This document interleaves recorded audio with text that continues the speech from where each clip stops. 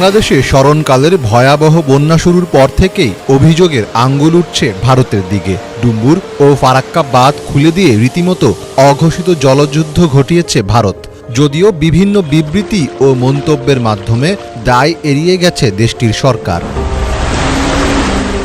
বাংলাদেশে এমন আকস্মিক বন্যা নজর কেড়েছে আন্তর্জাতিক মহলের। বন্যা পরিস্থিতি নিয়ে নিয়মিত সংবাদ প্রকাশ করেছে বিশ্ব গণমাধ্যম, যার মাধ্যমে আলোচনায় ছিল ভারতের পানি নিয়ে স্বেচ্ছাচারিতার চিত্র।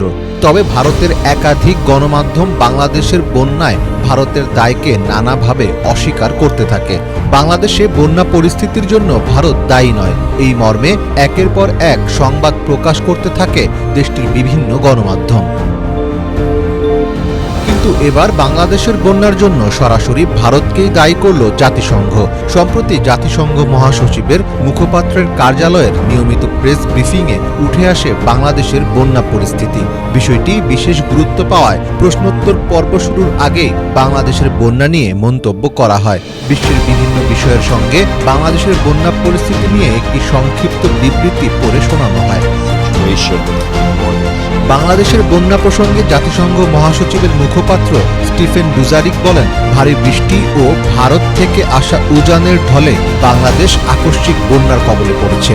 জাতিসংঘের দল দুর্গত এলাকায় আছে। তারা দুর্গত মানুষের মধ্যে পানি বিশুদ্ধকরণ ট্যাবলেট, স্বাস্থ্যবিধি বজায় রাখার কিট ও খাবার বিতরণ করছে।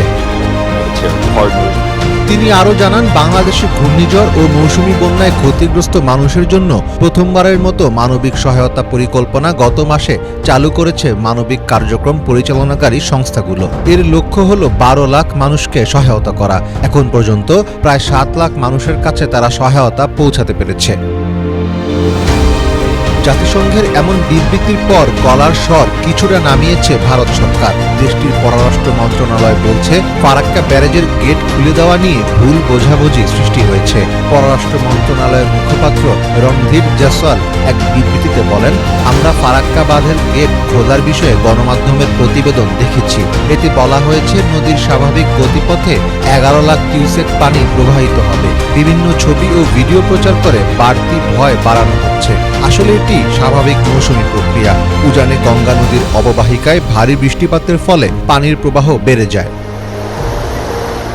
পররাষ্ট্র মন্ত্রণালয়ের এই মুখপাত্র বলেন, প্রোটোকল অনুযায়ী নিয়মিত ও সময়মতো ফারাক্কা ব্যারেজের ডেটা বাংলাদেশের সংশ্লিষ্ট যৌথ নদী কমিশনের কর্মকর্তাদের প্রদান করা হয়।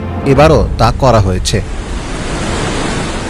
সাম্প্রতিক প্রবল বন্যায় ফেনী, কুমিল্লা, চট্টগ্রাম, খাগড়াছড়ি, নোয়াখালী, সিলেট সহ দেশের মোট 11টি জেলা আক্রান্ত হয়েছে।